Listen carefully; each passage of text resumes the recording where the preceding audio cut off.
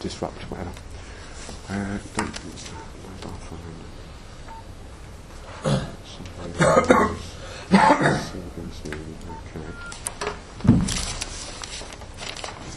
So yeah, this evening we're talking about sites and design and the basic infrastructure that you need. And yeah, it's very much a question of the more that you can evolve and leave yourself flexibility as you kind of go through that design process, the better. And that's really dependent on factors like the scale you're working on, whether it's just small scale pots or a little bed or back garden kind of standard scale, or moving up to allotments. And also usage. And Dick, you asked about raised beds last week. And if it was just me on a plot, and I was the only one that ever went there, then maybe I wouldn't bother with raised beds. There'd be less need for them. But all the sites I'm using, I'm expecting lots of other people to be on the site, and just to make it a coherent kind of layout for them, so they know where to walk. That's really a justification for paths and path networks. And yeah, thinking about that, it's some things you put them in place and they'll be there forever, and that includes fruit trees and hard infrastructure. Like if you actually put flagstones down your path, you don't want to change that again. But some things can be movable, and the classic one there would be, say, a water butt. So you'd have enough water storage on site, but I actually move my water butts around depending on which crops are cropping and needing water at that time. So fixed elements and mobile elements. And yeah, I'll give the kind of conclusion, and that's we're aiming to get a site diagram that can carry over, not just for 1 year, but something that where you've established everything that's going to stay the same year on year, and then you can do that as a permanent diagram of the site and add the changeable bits on, which would include things like crop rotation and where you have put certain crops in the past and where you're planning to in the future, and there'd be the mobile elements on the site. And whatever scale you're operating on, the same kind of things apply. Right. Stragglers in. Okay. Yeah, different shaped table today. Right. So yeah, let's start in the middle of the booklet on page 36.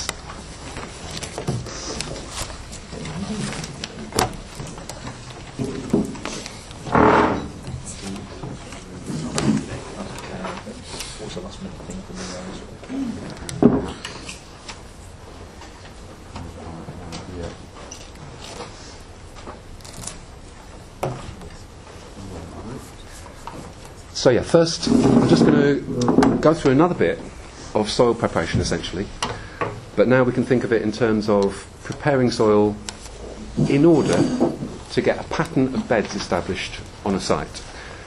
And each site's going to be different, but it's trying to maximise the area that you can use in the ground, and to make best use of the soil, that's thinking about the depth of topsoil that you've got, which you can increase year on year. And then above ground, especially in small sites, it's thinking about how can you use the 3 dimensions above ground. So rather than thinking you've got this 1 square metre of soil and everything's growing at soil level, which a lot of plants do, like lettuces, but the more you can grow things up, and they could go 20, 30 foot up in the case of things like hops, the more vertical space you can use, the more light you're going to get, and the more you're giving plants a chance to fill up more space. So even in small spaces, if you make the right choice of plants, then you can extend what you can grow. So this little bit with bed preparation and seed bed preparation, I'm going to illustrate with some slides just initially. I'll do it once.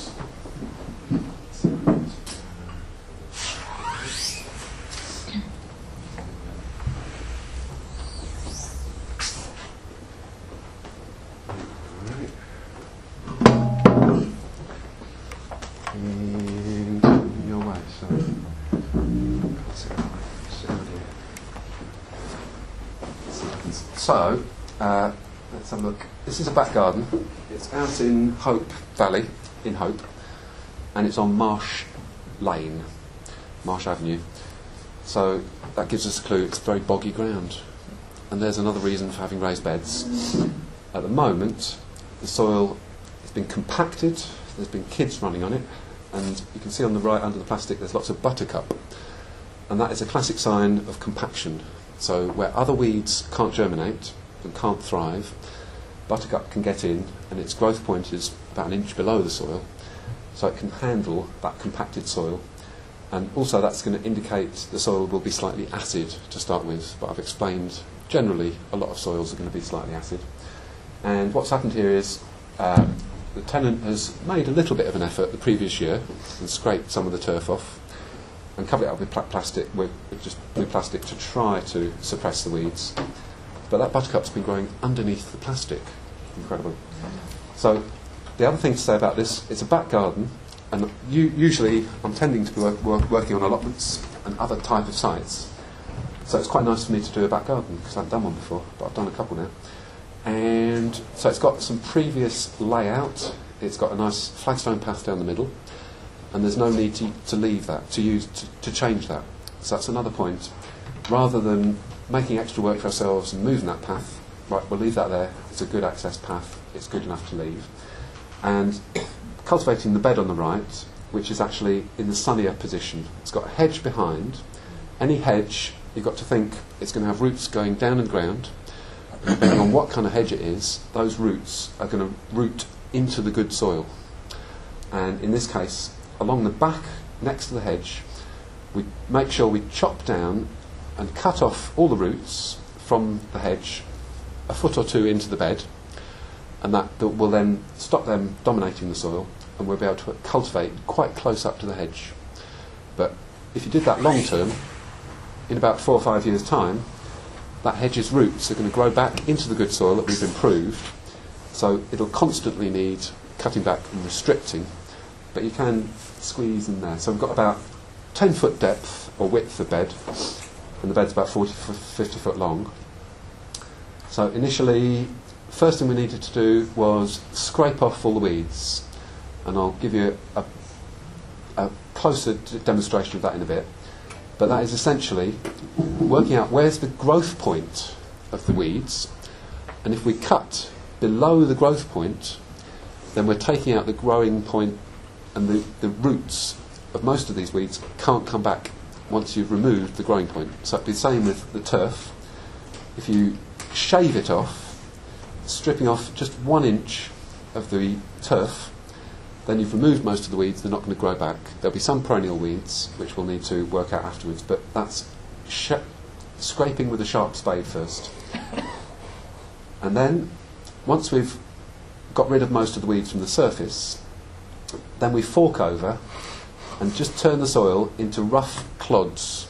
So rather than trying to break it down into a fine tilth the very first time that we turn it, the first action is just to turn over the soil and just leave it on its side or upside down, and allow the weathering, and in this case adding lime, which will then be washed into the soil, to start to react with the clay and form more topsoil. So the lime here is actually doing some of the work, that instead of having to bash the soil with the forks and work more mechanically on it, if we put the lime on and then it rains, that's going to work its way into the soil, and it will carry on improving the soil even though we're not putting any kind of hard work in. And that's the point I was making about using the concentrated fertilisers to consolidate your physical work. So you've done the physical work, it'll carry on improving that way. And the liming could be done in several doses. So the bed nearest us, that's been forked a couple of times. The second one, that's still rough clods. But in both cases, a little bit of lime, not too much, and that's maybe 1 kilo going on each bed. That might sound like a lot, but it's not a lot. So in terms of pH, we don't want to put too much lime in one go, because that might actually result in the soil ending up too alkaline. So it's a little bit and often, doing it maybe 2 or 3 times as we turn and fork the bed over a period of time. And that's another thing. With a very small piece of ground, you might go through this whole process. You'd be able to do it in one day. With large piece of ground, the recommendation is to do one stage, do your scraping, and then leave it for a bit, and then when you've got the energy, come back and do the turning, and then do the liming, and come back and fork again. So you could spread that out over weeks or months, or some people have even taken years to get to that stage. But what we're trying to do is mobilise the volume of the soil. So not just thinking about the surface area again, thinking about the depth of soil. And you can see we've already started to mound up the beds into what are going to be the raised beds. So we've dug out along the path, brought that soil up onto the top, into the main topsoil bed, and that means we've got a greater depth of topsoil in that bed, and we know where we're going to walk, and in this case, like I say, that's going to create drainage. Just having those paths 8 to 12 inches deeper than the height of the beds, and on this site, it does actually, those paths become like little canals in the winter, and they're wet for ages, but the 8 or 10 inches up to the bed level means that the root systems of the plants we're growing in the beds don't get waterlogged, and then they've got a chance to grow through even in through the winter. And then after lime, we've now broken up the soil so it's in smaller particles, and that allows us to add, in this case, leaf mould, which will then fork into the soil, and because the lumps in the soil are smaller, the leaf mould will get thoroughly mixed in. That's a bit of a cake mixing reference, anybody who's a bit of a cake maker. And spreading that and then forking that in. And carrying on, now we're starting to import the wood. And this wood was from a wood recycling company. That's nice bits of wood. It'd be a bit pricey if you bought it new, but also it's untreated wood. The new way of treating wood is it's got a green kind of tinge to it, and that's a copper-based chemical. So it's not as bad as things like arsenic that they used to use in the past. But through experience of using both treated and untreated wood, having treated wood won't actually extend the life of your beds at all, really. Might give you another year or two. But this kind of wood, 2 inches thick, that should last up to 10 years. And when it's in contact with the soil on the inside, the soil microbes will actually digest the wood and start to break it down. But after about 10 years, the outside is still fine where it's been exposed to the sun. The inside, that starts to wear away, but it'll still hold up for that long. So we're just measuring up the wood, trying to get pieces the right length and width to fit around these beds, and then getting paths in. You can see Deborah's in the middle of the path, so she can get her feet in and she can get her bum in, so it must be about a foot or more wide, and that's one of the crucial points. Make sure your paths are wide enough for your particular usage, depending on who it is. And I like to make them wide enough so I can wheel a wheelbarrow down the path and it not get in the way of the edging. So, and the other point here is, you can see we're using tubular metal poles, and they're arranged on the outside so that the pressure of the soil from the inside will be held back by those metal poles. And I'm mentioning that because it's quite nice to create a clean outer edge on the bed and not have those metal poles getting in the way of your feet. Some people use lumpy wood, but if it's 2 by 2, that sticks out 4 inches either side, and that takes a bit of your path away. But crucially, rather than pinning on the inside, and in landscaping there's a bit of a trend, they put sticks or bits of wood on the inside and then screw the boards onto the bits of wood on the inside. But after a year or two, the wood starts to rot and the screws come away, and the soil pressure pushes the wood off, and they won't last as long as if you pin on the outside. So that's pinning on the outside. And now we've got, getting towards a couple of beds ready, starting to have the structure and starting to make an impact on the soil. So we've shifted and turned the whole volume of the soil, and we put it where we want it. It's starting to actually have coherence now. And now we're into a second stage. You can see the soil particles have now broken up and all the leaf mould's been mixed in. And now we're starting to get what we call a tilth on the soil, which means on the surface of the soil, it's small enough particles that we can start to sow seeds. If we sowed it into big lumpy soil, they'd get lost and buried. So this is fine enough. And also at this stage, starting to rake off any stones and lumps, bits of wood, anything that's bigger than a seed basically, and move them basically to the edge of the bed, so that in the middle of the bed we've got this fine soil, fine enough for sowing seeds. This soil is still in its first year, so it's unlikely to be good enough quality for a crop like carrots, but we could probably get other roots like beetroots growing in this soil, and that's dependent on the depth of cultivation and how good the cultivation was. But for all the early remedial crops like peas, beans, potatoes, squash, this soil's going to be fine for all them lot. And now we're distributing the concentrated fertiliser. So that's the chicken pellets going in. So we've made a decision about we're going to put more fertility into that bed, and so we'll be expecting more back from it. So we've made a decision about which crops we're going to put in which bed by this stage, and we're adding the concentrated fertiliser, which does cost a bit of money and brings in. And then initially, good practice is, rather than to rush to plant a crop straight away, sowing a green manure. So that's to cover the bed and leave that green manure growing for 6 to 8 weeks before chopping it off and turning it into the soil. And that's what I describe as taming a wild soil. So at this stage, it hasn't actually grown anything, but by spreading almost, it could be any seed, but something which is going to grow quite fast like mustards, and allowing them to germinate and for their roots, again, to carry on the good work of getting down into the soil, and the root systems of the green manures will actually break up the soil, also add more organic matter both in terms of the roots and their leaf surface area. And we're probably sowing an edible mustard, so we can actually chop off the leaves, eat the leaves, before we get to the stage of putting your next crop in.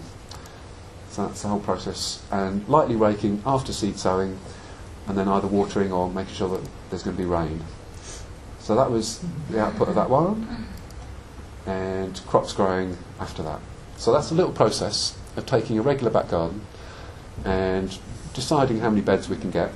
The beds, in this case, are about 5 or 6 foot wide, which might be quite wide for some people and some users. The general rule with beds would be, depending on how tall you are, you make them as wide as you are tall. And the point is that I can now stand in the path on one side or on the other side, and with a fork or a hoe I can reach very easily into the middle of that bed and work it.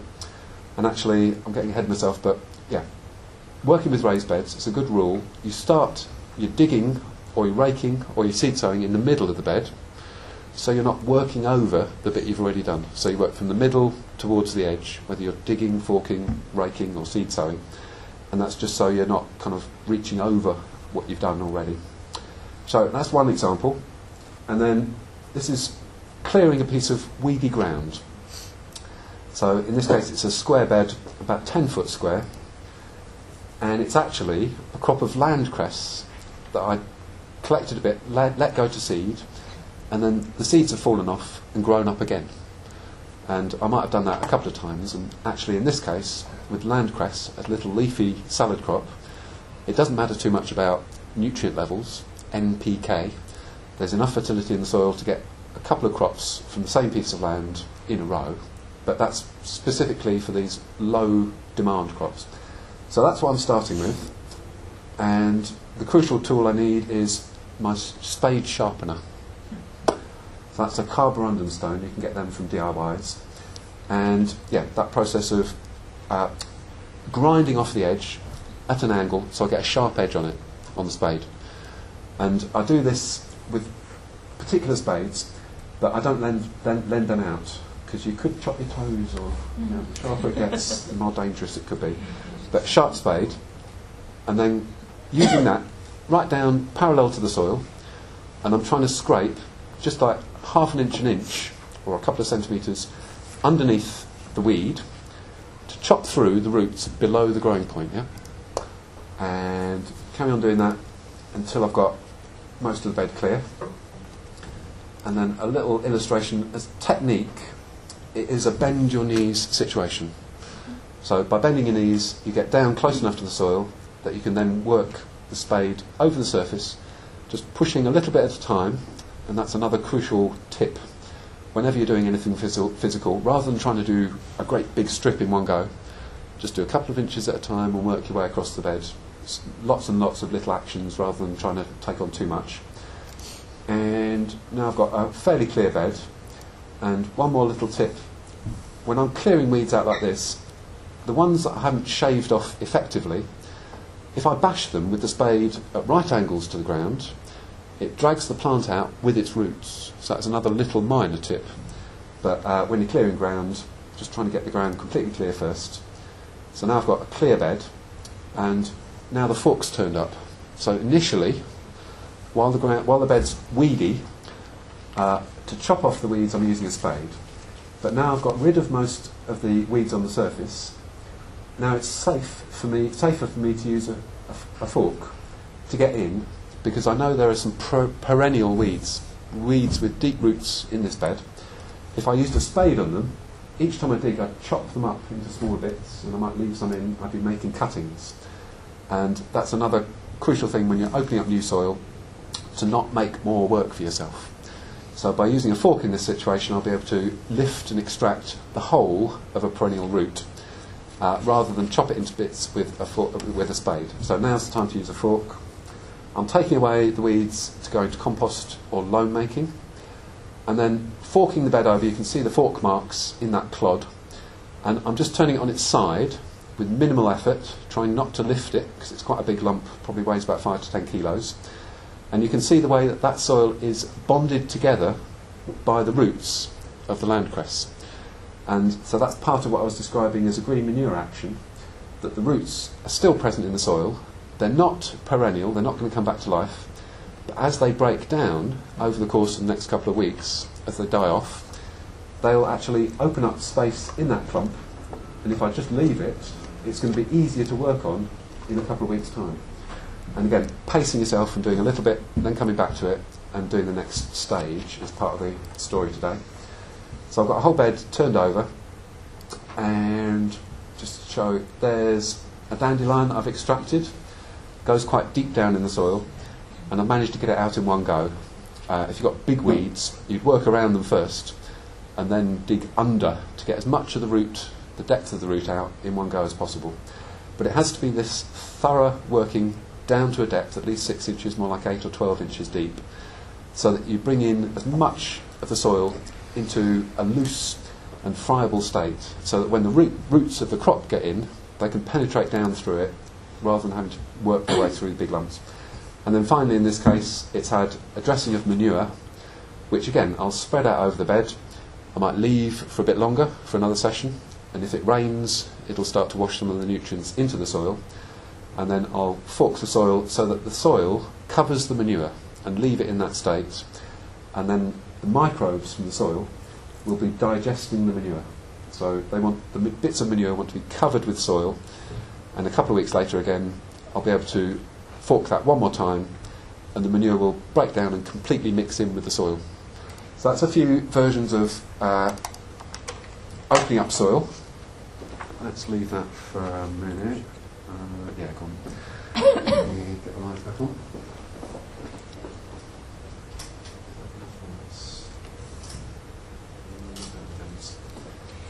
Richard, with the raised beds, yeah.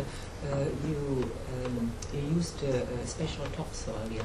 It was not all from that garden. In that case, I mentioned somebody had done it before, and they had a delivery of topsoil brought into the site. So they tried to work with the soil they originally had on that site, found it wasn't that good, and imported fresh topsoil. And that's another option if we're thinking long term and want to do a really good job long term, and our soil is not very good in some way, then we've always got that option of actually importing more topsoil, which is a bit extreme, but what do you reckon, Ash? Well, it's an easy way if you haven't got the material there. Just to kick-start it. I'm mentioning Asher because I know you've got this tough soil to start with. Yeah, I haven't, but in my garden I can see the benefit in my garden where it is literally like concrete in the summer clods of clay. Trying to actually, even when you put stuff in it, you can't even see where the organic. It might take 2 or 3 years for that rough soil to turn into soil, even if you work on it hard. So if you can afford it, and actually importing soil, and then you're off to a flying start from the start. At the moment, I'm letting the cats do some of the digging. But it does depend where you get your soil, and it's worth, again, checking your sources for all the materials. So that was a bit of a visual illustration of these two, cultivation and seedbed. Do you want to sit around in front of it? Cheers. And accompanying that, on the other side, on the other page, I've done this actions to crops.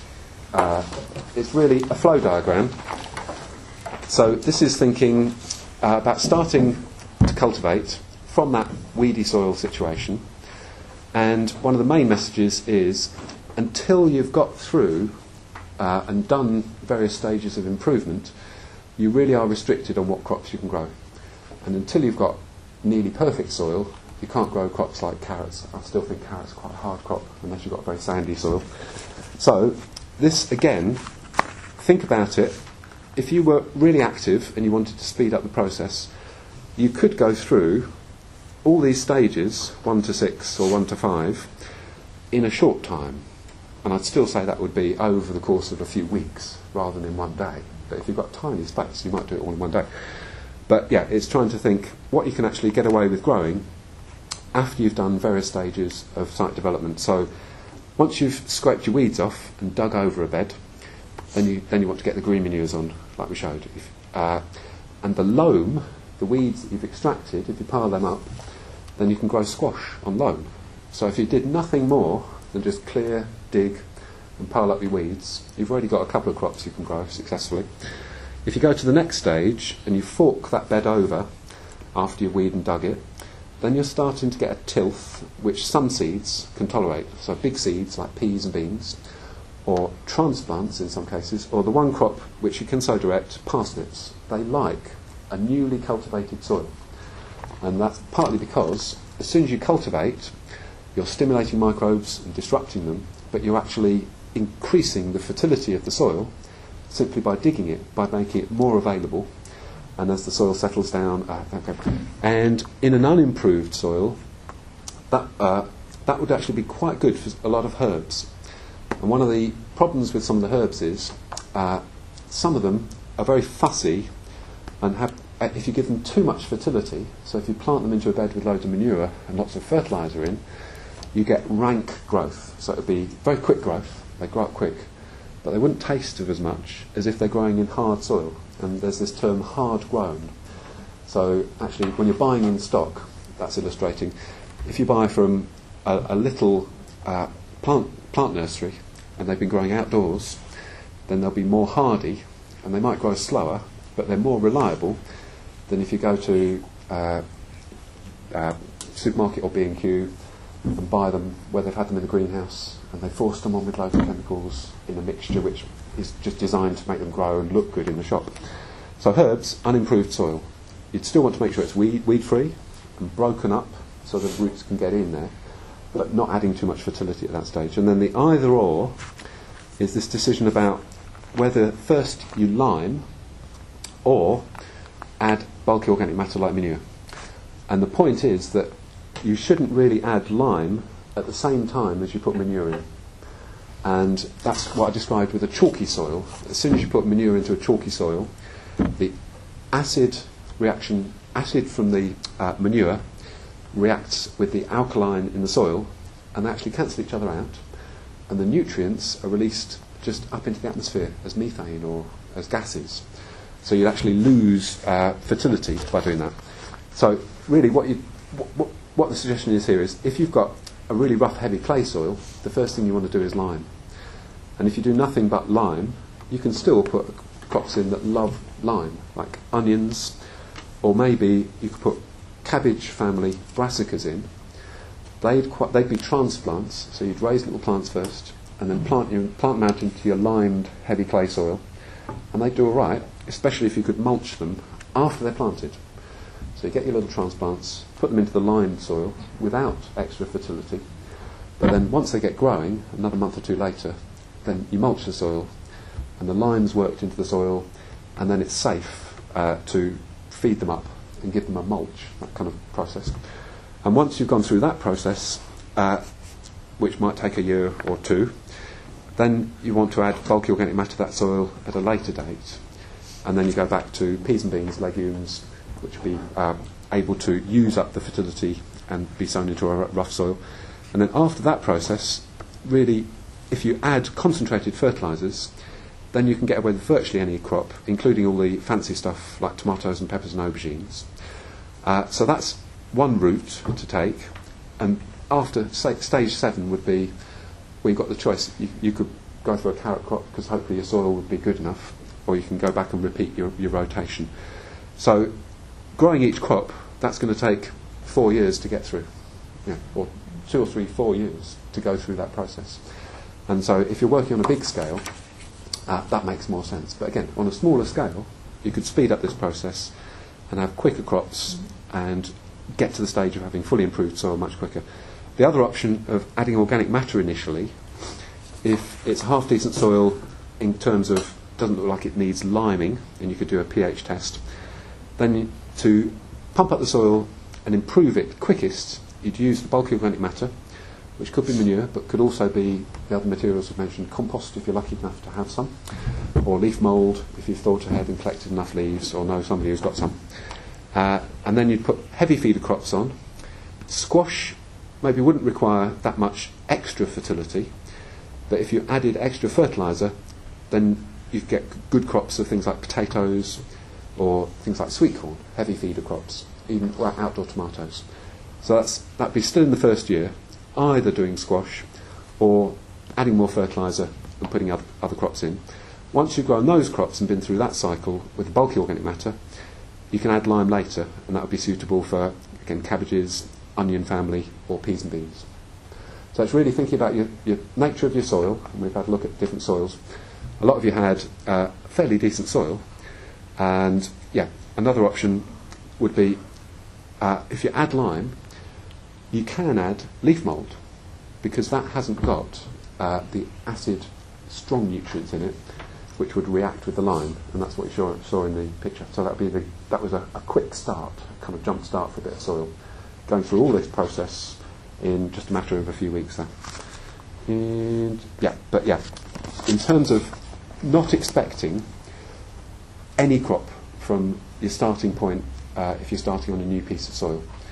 And what I've said about how long that's going to take, if you're really energetic and it's a half decent soil, you might go through that process in a matter of weeks.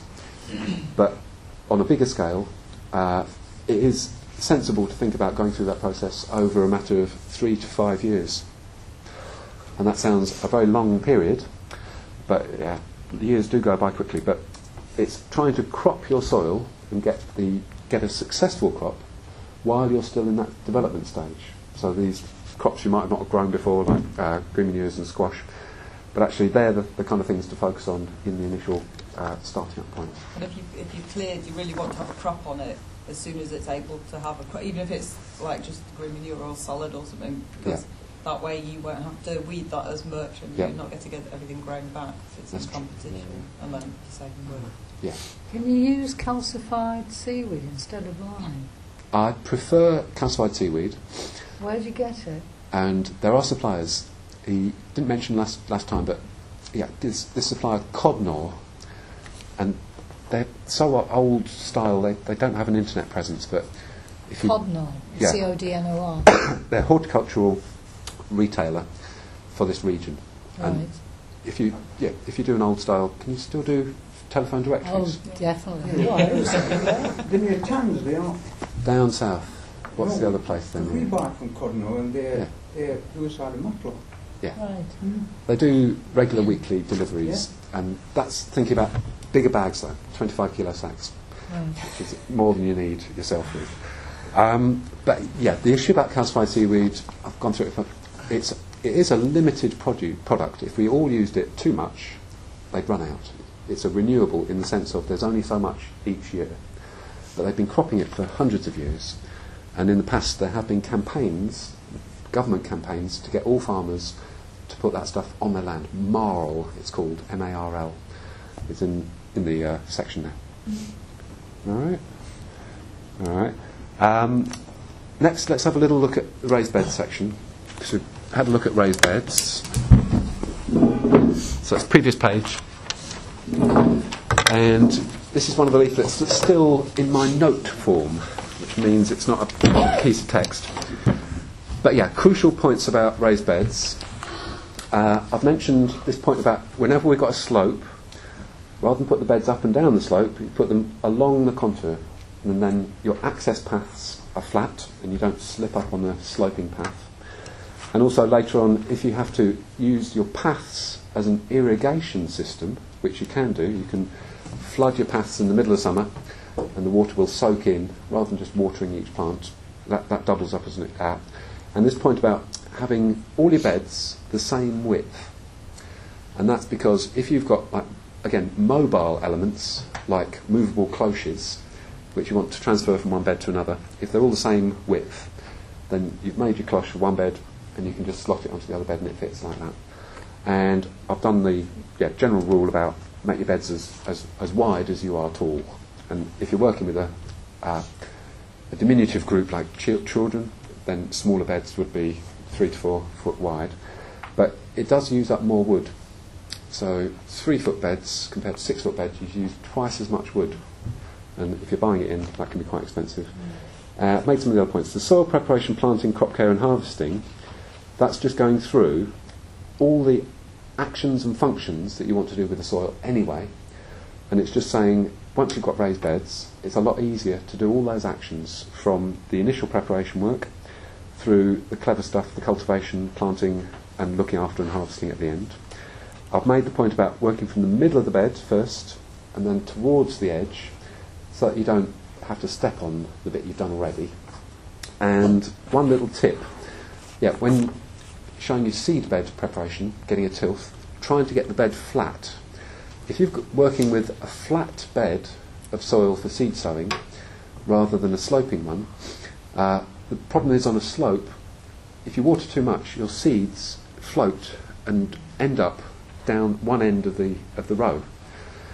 So you can get hundreds of plants at one end and nothing at the other end. Whereas if you've got a flat bed, generally, both for seed sowing and watering afterwards, it makes it easier. So if you're doing lots of watering in the summer, if you're watering on a slope, it is going to wash down the slope. Whereas if you're on a flat bed, then it's a lot easier to distribute your water so each plant gets the same amount.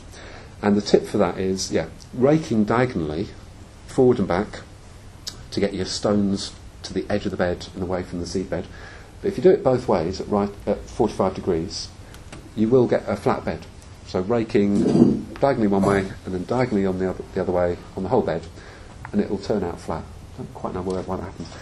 And then another point, I've mentioned a contour, but north-south alignment.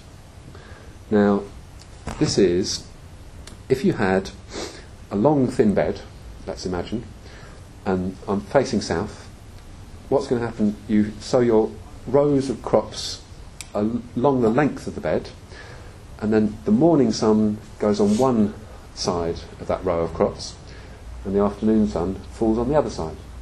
Whereas, if you had them facing the other way, east-west, one side, especially in the winter, is going to get all the light, and the other side won't get as much.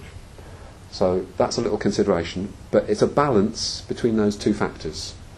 So if you're on a slope, you've got to get your beds level, and that would trump this point about having them north-south.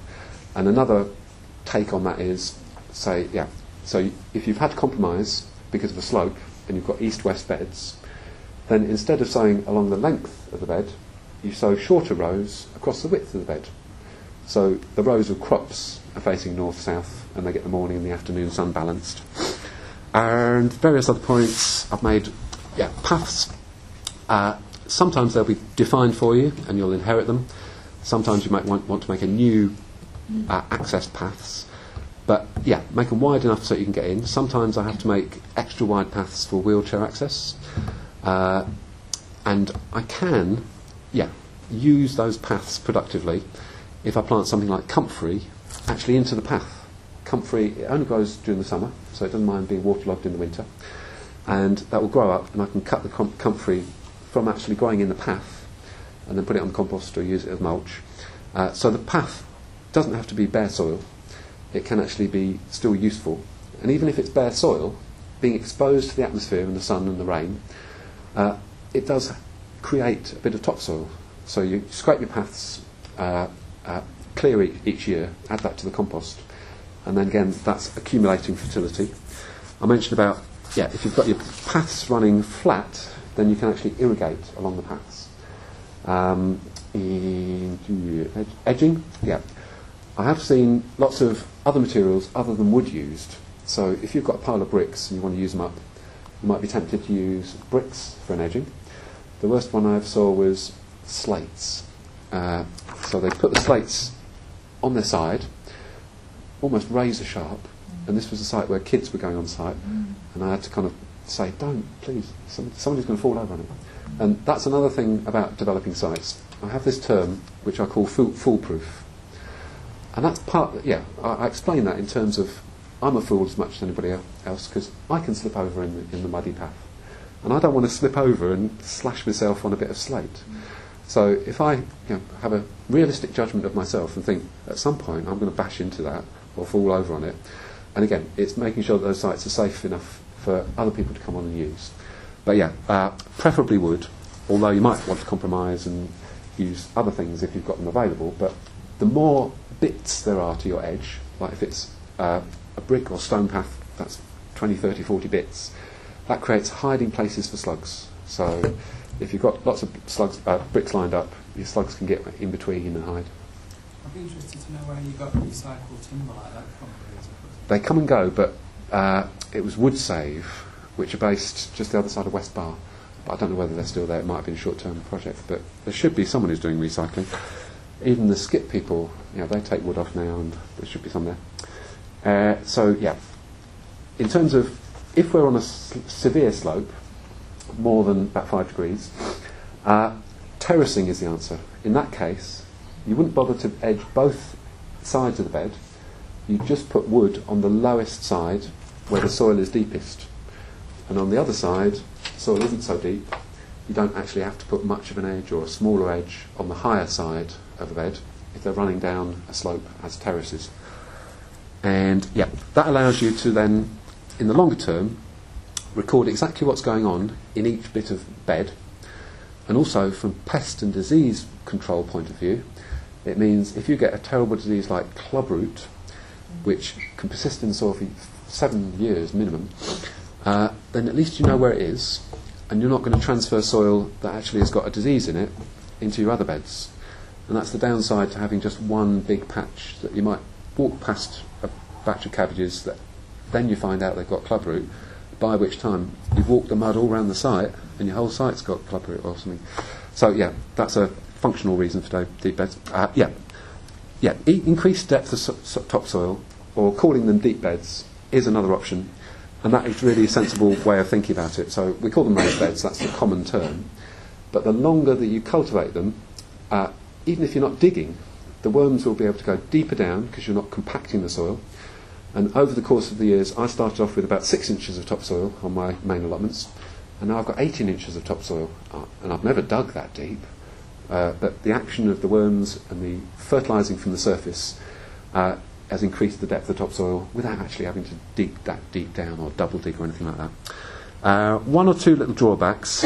If you're on the top of a hill and it's very windy, that's going to draw moisture out of the soil. So there are cases where you might want to not make them so raised, but still, if you can get the depth and just have a shorter, a lesser edge, but carry on trying to get the depth increased. And it's really thinking about, if you're going to be on a site for more than 2 years, then it's worth putting the effort in, and that's your physical effort, the time to do it, and the money, or whatever infrastructure you need. But in terms of just 1 year, you might just mound your beds up and not invest extra in putting the extra wood or the edges on. But if you plan to be on the site for 5 to 10 years, then it's worth establishing a bed system because it will save you time, energy, and also your back. So that's the point about the more raised up your beds are, the less you have to bend over to do every action with the soil, digging, raking, forking, digging up. So it's a justification. It's an effort to get it started, but after a year or more, you start to kind of be in credit and it pays back. And yeah, especially if you had a heavy clay soil, or the valley bottom point is because cold air is heavier than warm air. So if you're in the bottom of a valley, you're going to get cold air and late frosts. And it's a minor point, but just by raising the soil up by 6 to 12 inches, your frost will actually be worse in the path than it will be on the top of your bed. And it's a marginal point, but that can actually give you some frost protection. Minor points. So that was thinking about raised beds. I'm going to leave site assessment, the leaflet, for a bit later, and just use the rest of the first half to show you a few site assessments that I've done, my history of site assessing, and hopefully, has anybody else brought a diagram or a plan of their site? No. We'll have a little time to just glance at people's where they're up to and what they've done. Be able to learn a bit from what I'm doing. First, I'm taking you back. How far is this? It's 20 years or more. And this is the first allotment I got, and that's the first diagram that I started. So it's very patchy. It was just a drawing of the site. It's roughly in proportion to what's actually there.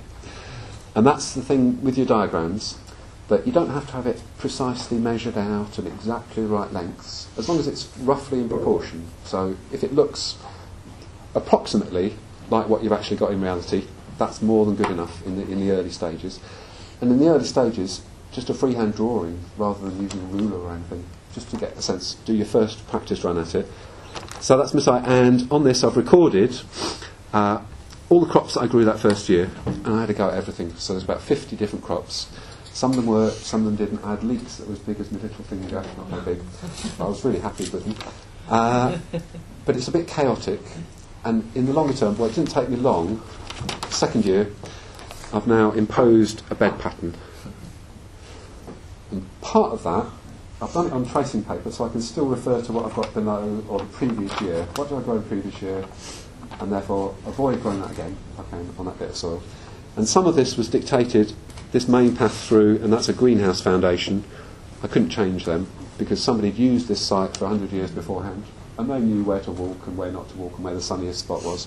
So I've just followed that. But the big beds, I've broken up and put raised bed patterns on and started to establish them. And now I know, from the start of that year, before I've grown crops, I can prepare a particular bit of soil for a particular crop.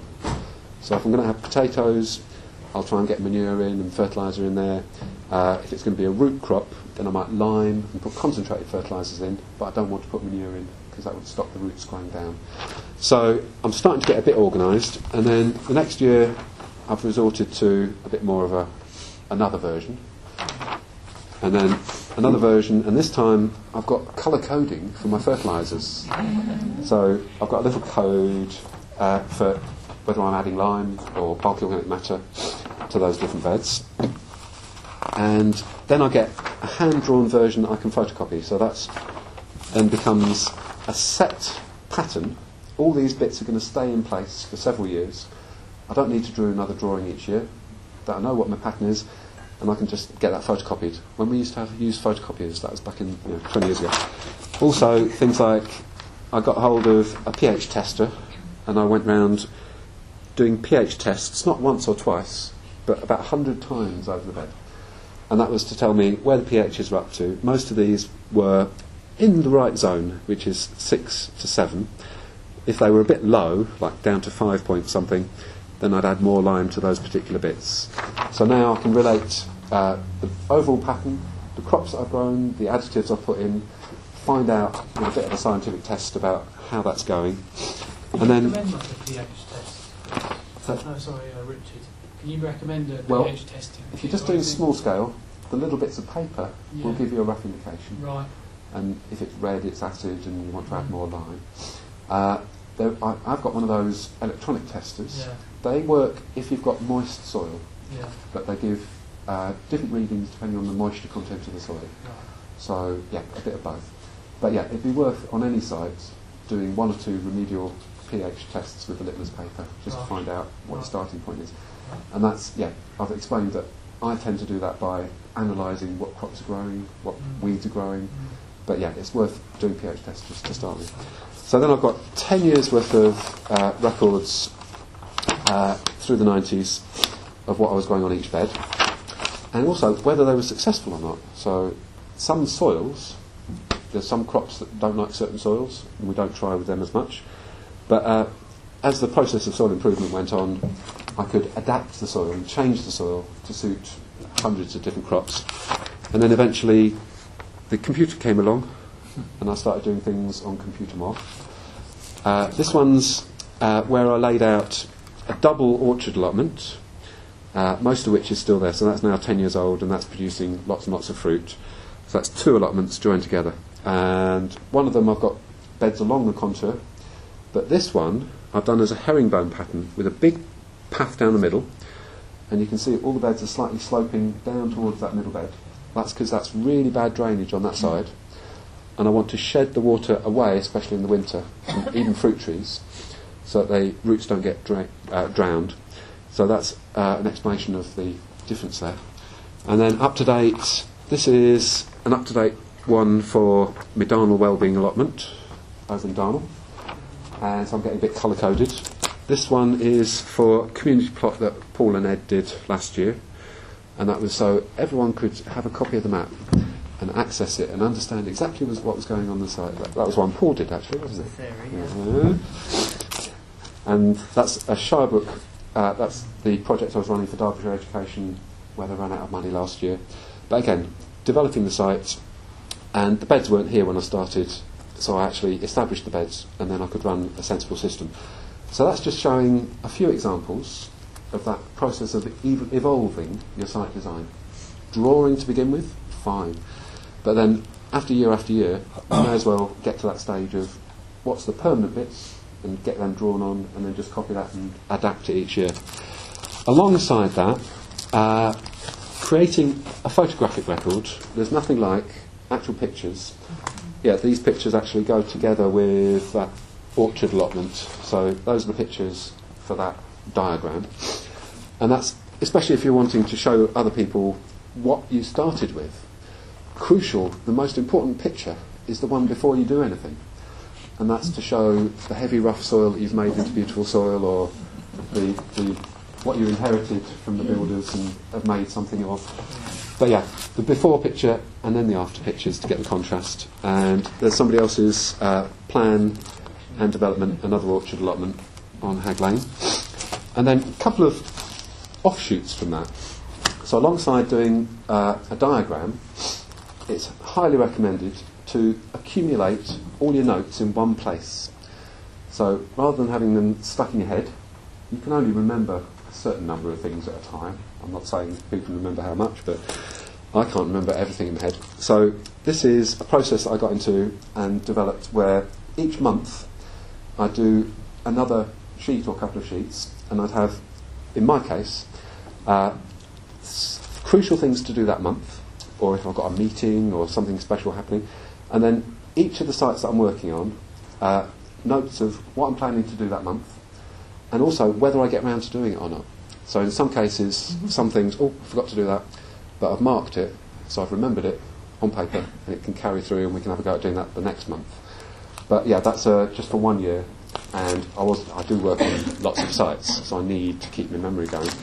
But yeah, that's worth accumulating, even just little bits of paper, but put them in one place, or start a garden diary, and then you can refer back to that. And because it's monthly, I could then look back and think, now what am I supposed to do at this time of the year, and actually refer back, when did I do that last year, and then get a reminder about what I'm supposed to do next year. It's become instinct for me now, so when the sun comes up at a certain time in the morning, at a certain time of year, I've got to go and do something, because it's programmed and hardwired into my brain now. And a couple of other ones. This was how much produce have I produced, a couple of years, just kind of adding up what I've actually generated. And yeah, you can guess. Once you've weighed something once, then you can make a guesstimate. But initially, again, weighing something and seeing how many potatoes make a pound, or that kind of thing. So that's an odd one. And also, allotment sites, this would be the best favour that anybody could do for an allotment site, and it's just This is my allotment site in Crooks with everybody's first name on it. So in terms of building a community, actually we're a community that's thrown together and we don't necessarily know each other at all to begin with.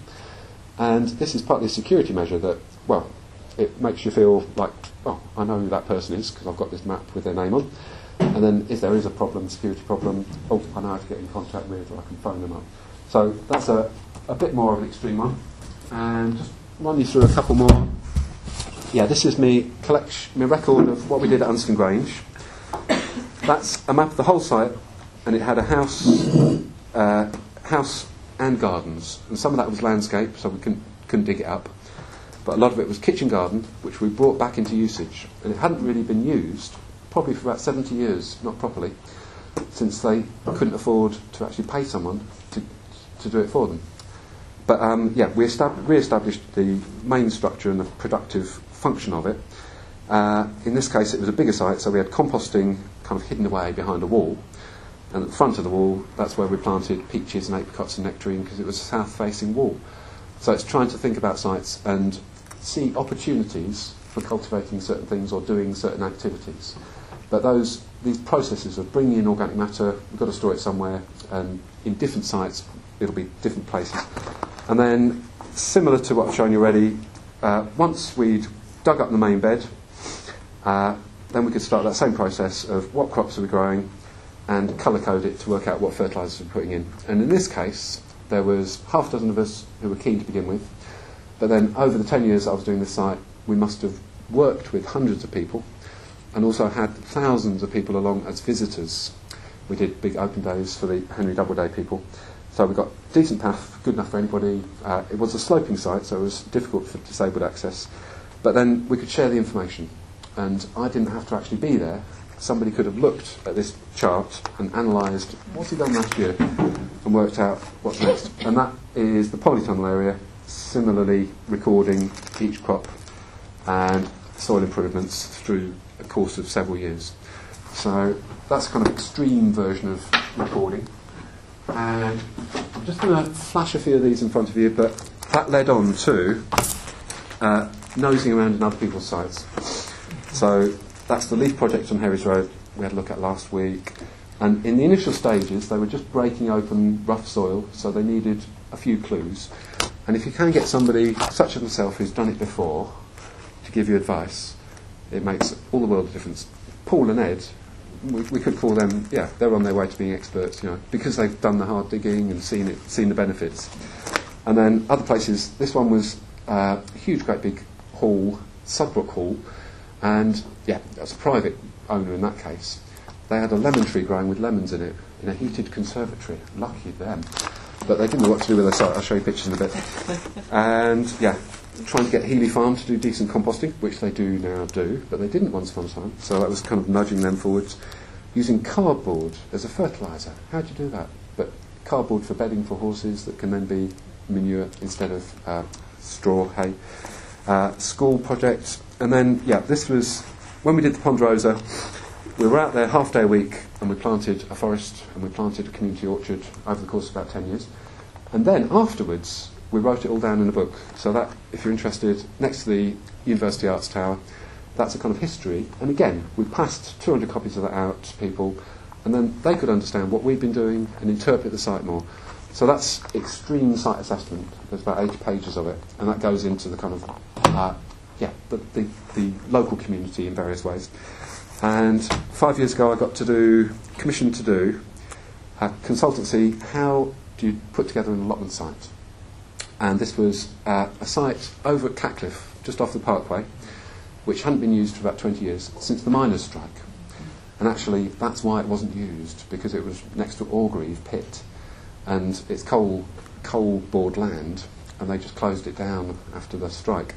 But that's just been sat there. It's brilliant soil, and it's not being used. And there is actually a shortened version of that. Well, it's the same document. If you want to look at that, if we wanted to open up a new allotment site, that would be a very good proposition. But I know the Sheffield Council haven't got the wit to do it. And crucially, as far as developing a bigger site is concerned, that was a balance between giving everyone their own little plot, like an allotment, but putting in a great big polytunnel and a supported project so that beginners have got a bit of a source of materials and knowledge and advice and can swap and share things, but having some benefit for people who can't actually do the digging of an allotment. And that is a lot of us, that we'd be better off joining in with a project initially rather than trying to force our willpower and ourselves out to do too much on our own. And a couple more. This little directory here, it's got about 40 or 50 groups in it, and these were what we called Gardening Resources and Opportunities for Wellbeing, GROW project, and that was a health initiative. But that was listing a load of people and groups and individuals around the city who we could go to for help, advice and start-up. And that led on to the Green Food Map, which, again, it's not got advertising on it, but it is a commercial directory. And that's got cafes and opportunities and parks and things. But also, from my point of view, grow your own groups. So this whole section here, 22 groups that could help you get started growing your own. Again, I've not got a special thing against Sheffield Council. I'm sure other councils are as bad.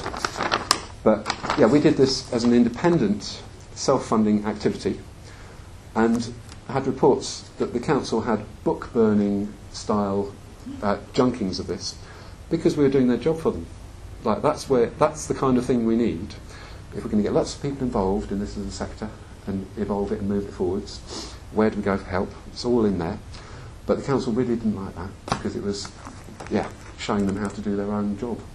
So you started the big society then? Well, been there. I call it lots of little societies, yeah. It should add up to one big one. But in Sheffield's case, it's the big society versus the big socialist public monopoly, I'm afraid. Sorry, political there, but it's true. And then other things like getting involved in the social and therapeutic horticulture research, which went on about 10 years ago. And look, there is Sheffield's Allotment Strategy, which is a wonderful, enlightened, benign document which is protecting the disabled and looking after vulnerable people, completely contradicted in practice though. So I'm just going to leave all them lot over here, see if you can have a look at them during the break. Let's have a look at your individual sites for 5-10 minutes. Yeah. Who wants to offer? We're going to look at Ellie's first. Pictures? Yeah. It's a standard semi-terrace house. And you've got the classic Semi-cottage. getting on for 1/8 of an acre, or It's about less. 12 by 10 metres. It's not a lot. No. So that's 40 foot wide square. And is that your first rough diagram? Yeah, that's something I did. Probably vegetable growing is a bit sidelined in those ideas. Yeah. We've got a big pond taking up most of the garden. Yeah. There is something called aquaculture, and I had a mate who was growing pearls in his back garden. But you have to have a pond 20 foot deep to do that successfully, so it's a bit of an earthworks. But yeah, you've had a couple of years, so you've got to the stage where you're starting to get ordered. And it also, one recollection is, when I go to sleep at night, I can walk around my sites in my mind, and I know exactly where everything is. So I've been there so often that I've got a very precise picture in my mind of what is going on out there. And you can only do that by first experiencing it, and then trying to record it, and then it sticks in your memory kind of thing. I mean, one little thing, drawing this out made me realise quite where north was. Yep. And perhaps why a rosemary's died on me 2 years in the winter it's died off. So it's position aspect. So it's tucked behind this wall, really. So it needs a bit more sun. And drier soil, free draining soil, Mediterranean thymes and sage and rosemary, that's what they're after. But you've mentioned the sun, and that is a crucial thing to take account of on your site. And if you've got a sunny spot, then you put your greenhouse there, and you put your warmer loving crops there. There are plants that you can put in a shady area, especially if they're only growing through the summer. So even in the middle of the summer, they get light from above, so things like gooseberries and rhubarb, and even on the north-facing wall, something a sour cherry would still do fine. But anything that's going to try and grow through the winter, your sun is so much lower in the sky, and less of your garden is going to be warm. So you'd kind of assess it, not just in the summer, but take into account shading effects and fences and trees, and try and make a judgment. But yeah, shade can be an advantage. If we get a long hot summer and there's a drought, some things will grow in the shade that wouldn't grow in the sunny spots. What I tried last year, I planted raspberries probably near that wall. Yeah. So I'm hoping they'll do all right, being a sort of foresty plant. Yeah. Annoyingly, my south-facing kind of edge has Yeah. got the neighbour's conifer hedge there. So I have Not to Leylandia. well, Something no, like because that. it's like a yellow colour. You can. It's this Oh, pure right. sort of colour. So it's a golden Leylandia. Anyway, but it's going to Could take be, yeah. take all your sun away from it. Yeah. It's sort of. I'd like to be able to grow something Yeah. in that on that favourable edge. Yeah. But I've got to stand on that edge Yeah. twice a year to stop the hedge. You Yeah. know. That's a good point, though. From allotments, if you've got a hedge, well, you put your path next to the hedge, and that's 2 or 3 foot wide, and so that 2 foot is where the roots of the hedge are going to go, and after that path, you cultivate, It's okay. and you dig through the roots and Yeah. you chop out the roots. But yeah, that is one of the biggest problems. I noticed there's this humongous, great big, is that I sycamore know, or something? that's a sycamore. Yeah. So midday, my garden's sunny, and then Yeah. the shade just creeps in from the Yeah. west. It just creeps across. The all of point us. is very common. Those who have got the nicest gardens, say, in the west side of Sheffield, are often the ones that are all planted up and surrounded by great big old trees. And the big old trees are going to take the shade. But also, look at the canopy of a big tree. How wide is it in the leaves, in the branches? Well, it's going to be, the roots will go at least that far in the ground. And they'll rob the soil. There's one site that I'm just giving up on now. I've had it for a long time, but it's got bloody great sycamores shading it, and the roots growing it into the soil and robbing all the nutrients. So every year it's been a struggle. You can still grow, but you have to put more stuff in to keep the soil up. Anybody else? Thank you. Offerings? Let's have a look at Jonathan's. What you got there? It's beautiful. Ooh. A little bit of draftsmanship maybe there. Slight slope he's put on. That's good. And he's got his north and south facing. Excellent. Long thin strip back of a house, or? It's half an allotment. Right, nice. And let's have a look. So you got the slope, and it's still in early stages of development, is it? Yeah, I only got Yeah. it on Sunday. I've swapped Done really well. But yeah, general recommendation: chop it up into beds going down the slope every 6 or 8 foot, and try and compensate for the slope with terracing. So, and this is another question about. Well, it's true of domestic gardens. I had one student about 10 years ago, and he used one side of his garden for veg, and his wife used the other side for flowers, and never the twain shall meet, kind of thing. But they used to get into fights with each other about. Anyway, but yeah, hopefully cooperating with your neighbour or your sharer, and it's a good idea. You see how you get on with that side, but if you can set good examples and it's effective, then maybe he'll copy, or maybe he's done it already. I don't know, but yeah, trying to get on with whoever you're kind of working with and sharing with. So that's out in Rotherham. Excellent. And yeah, whenever we're taking on a previously used site, you're trying to pick up on what the previous tenant, the good work that the previous tenant did. So you should be inheriting a soil that's been partly cultivated in the past and therefore can be brought back into cultivation. So that should be a really good prospect. Anybody else?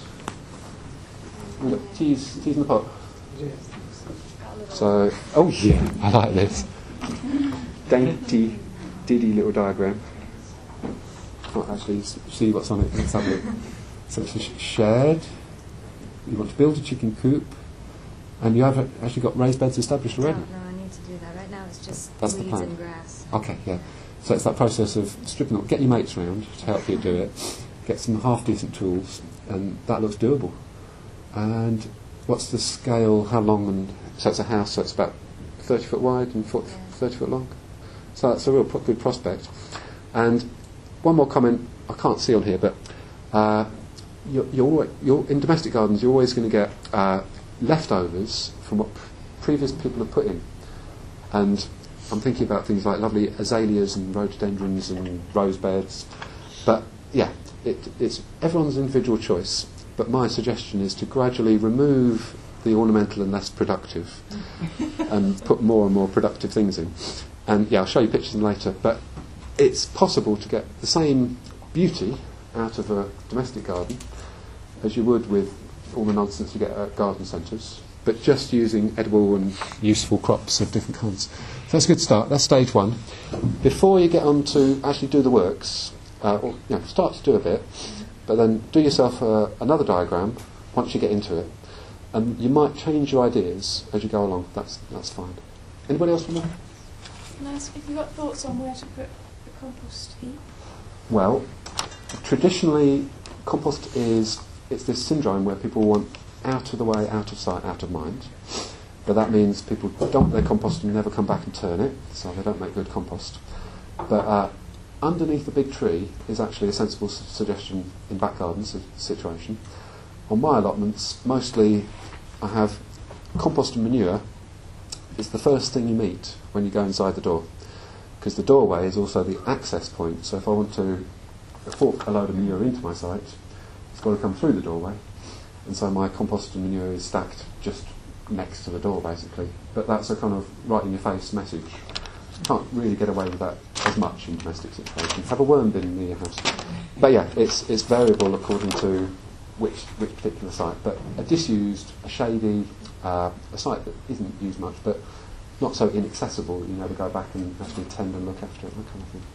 So this one had a big, massive platform, bigger than this table, with a greenhouse on at the end, which is at the south end, and then the left half had been cultivated but was overgrown, and the right half hadn't been cultivated for ages and was just horrendous with shed bases and stony and all sorts. And a big hedge ran on this north side where the access is, and on the east side as well, and I elected to put all my compost bins in that corner under the hedge, and the manure heaps under the hedge, and the tools are under the hedge. No good for cultivation, so use it for other stuff. Yeah. Dump other stuff at the end. And then I've gone for quite narrow, small beds, which originally I mounded up, and it was so wet they all sort of ran back onto the paths, and the paths were rotting and growing weeds, so I've raised them now, but only... You've got edging? Yeah, edging. Brilliant, that's good. And were you able to cut the hedge back and get more lines? Yeah. It is now. And there used to be a big plane tree over at the far end of the next allotment on that side, which the last allotment officer went, we can't do anything about it. But there's a new two allotment officers now, and she's cut it down without asking. So. Which site's on? Which allotment? Which allotment? Harris Road, opposite Middlewood Harris Tram Road. Stop. Harris Road? No, Harris Road. Harris Road. It's near Marcliffe Primary School, opposite the Middlewood Tram So Stop. this must be a bit more of a joy if we've established that you've got a lot of rough soil in your home garden.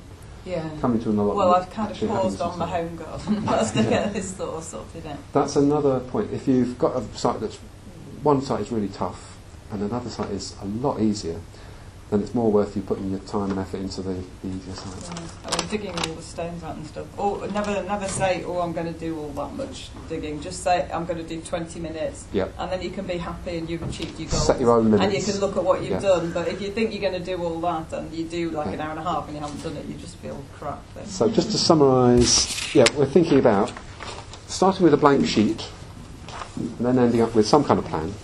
But try and relate it back to your actual reality as much as you can, and don't go off on flights of fantasy on paper that you'll never actually be able to put into practice. Like, you think you can do the whole bed, but actually after 20 minutes that's enough.